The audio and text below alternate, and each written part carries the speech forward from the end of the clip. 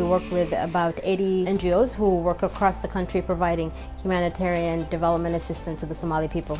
I represent 330 NGOs, employing 24,500 people. This Fora is an informal platform of 25 NGO members and representing 50 local and national NGOs. The NGO platform consists of approximately 100 NGOs, and they are local, national and international NGOs. The four countries, Chad, Nigeria, Cameroon and Niger, we come up together and we say, okay, why can't we have a regional forum where all the four countries we can come together? Bringing the perspective of one context, bringing the perspectives of a group of NGOs is very powerful.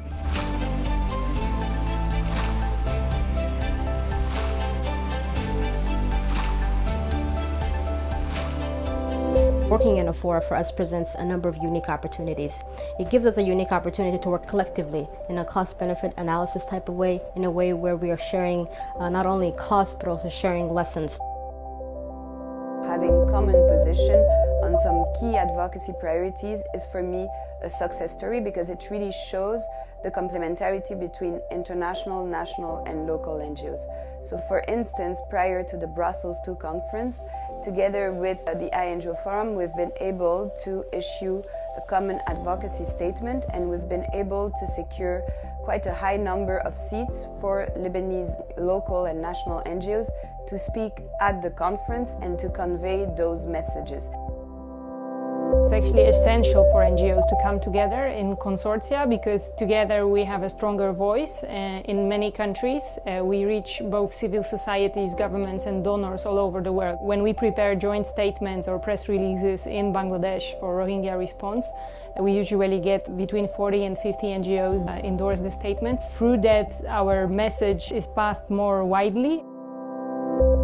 The discussions that the NGO Forum had with the Ministry of Labour was around national recruitment of staffing into NGOs and not recruiting staff based on ethnic identities, because we see an objective process of recruiting staff as important for nation building. So the ministry has now asked NGO Forum to nominate representatives to work with them. I think that's a great progress actually.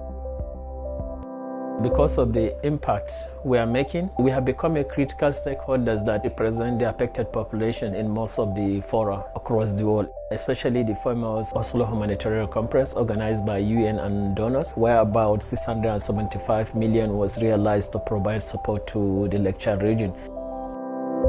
In 2011, we had a famine. 260,000 people died. Half of them were children who perished. We promised ourselves and to the people that we work with never again. We're never going to have those famines happen on our watch. We're never going to be a witness to it. If anything, in 2016, 2017, we had some of the similar seasonality data. We had similar triggers and early warnings, and we chose to act on those together as a coordinated body, providing our NGOs with information that is critical for their movement and for their work, and that's been what made the difference. Joining hands is crucial. It makes a huge difference when we say we're negotiating here on behalf of so many organizations, so much volume of assistance to go in on the ground. It's very important to come together with what's our common vision. Ensuring that the voices of the NGOs reflect and amplifies the voices of the affected communities.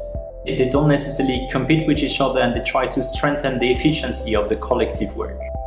And this is why the European Commission Humanitarian Aid Department wants to support the NGO Fora. It's so powerful when you have a large community of NGOs focused on the same thing, putting pressure on the same thing, at global level, at regional level, at national level, at community level.